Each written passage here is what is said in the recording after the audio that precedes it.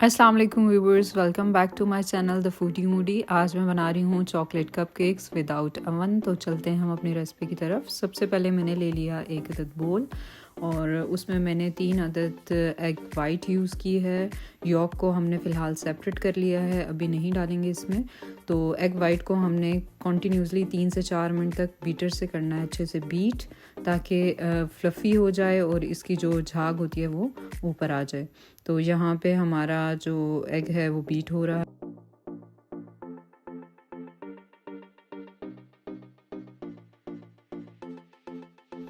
अब इस स्टेज पे मैंने 3 अदद जो यॉक थी वो भी इसमें डाल दी और इसको भी अब हमने करना है 3 मिनट तक बीट।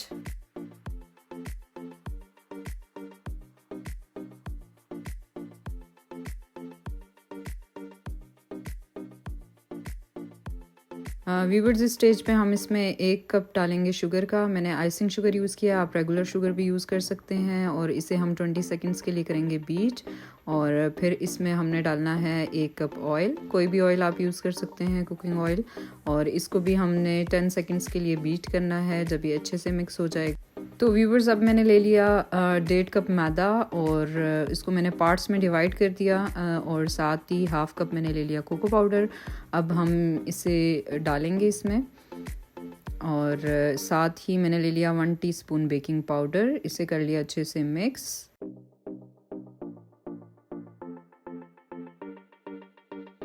व्यूवर्स, अब हमने बीटर का यूज़ नहीं करना बल्कि स्पून से ही आपने इसे करना है मिक्स, और ओवर मिक्सिंग भी नहीं करनी, वरना जो केक्स होते हैं, कप केक्स वगैरह या केक, वो हार्ड हो जाते हैं।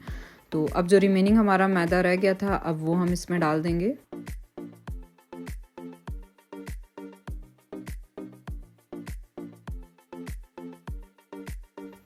तो व्यूवर्स, यहाँ पे हमारा जो मैदा है वो अच्छे से मिक्स हो चुका है और इस स्टेज पे हमने ले लेना है हाफ़ कप मिल्क और मिल्क को डाल के हमने करना है अच्छे से मिक्स, ताकि ये अच्छा सा एक पेस्ट हमारा रेडी हो जाए। तो इसकी कंसिस्टेंसी देख लीजिए, ज़्यादा पतला भी नहीं है और ज़्यादा थिक भी नहीं है।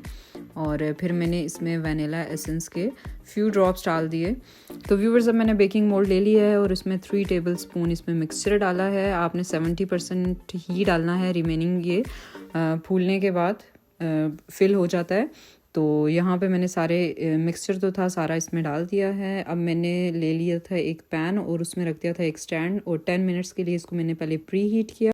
फिर मैंने मोल्ड को रख दिया पैन में और लो फ्लेम पे आपने इसे 40 मिनट्स तक पकाना है। और बार बार आपने चेक नहीं करना उठा के, वरना ये सही से पकेंगे नहीं आपके। तो यहाँ पे 40 मिनट्स के बाद कपकेक्स जो हैं वो रेडी हो गए हैं। तो देखें कितने सॉफ्ट केक हैं और बहुत ही मज़ेदार ज़बरदस्त से रेडी हुए हैं। और यहाँ पे आप सिंपल खाना चाहें तब भी खा सकते हैं, अदरवाइज़ अगर इसे चॉकलेट से गार्निश करना चाहें तो वो भी कर सकते हैं। तो व्यूवर्स, ज़रूर ट्राई कीजिएगा इस रेसिपी को और मुझे कमेंट बॉक्स में बताइएगा कि आपके कपकेक्स कैसे बने। अगर आपको ये वीडियो अच्छी लगी तो लाइक कर दीजिएगा, चैनल को सब्सक्राइब करना मत भूलिएगा।